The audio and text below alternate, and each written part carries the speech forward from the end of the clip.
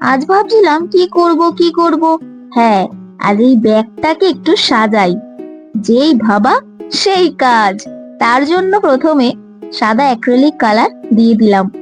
যখন রংটা দিচ্ছিলাম কিছুতেই ধরছিল না, তাই 2-3 বার একই জায়গায় রং করতে হয়েছে। তারপর দেখলাম উপর দিক থেকে কেমন যেন ব্যাগটা ধাপে ধাপে সেলাই করা। সেটা দেখে মাথায় একটা আইডিয়া এলো যে উপরটা আকাশি করলে কেমন হয়। তখনই কিন্তু আকাশি করে দিলাম, আর বাকিটা হলুদ করে নিলাম। শুকিয়ে গেলে একটা কিউট গার্লের স্কেচ করে নিলাম।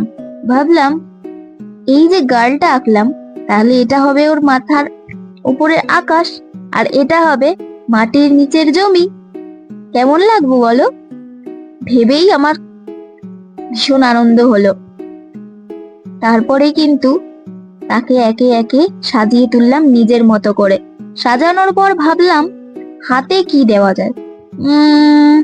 অনেকক্ষণ ভাবার পর মাথায় একটা আইডিয়া আসলো যে হাতে ফুল দিলে কেমন হয়। তাই ফুলটাই দিয়ে দিলাম নিজের মতো করে।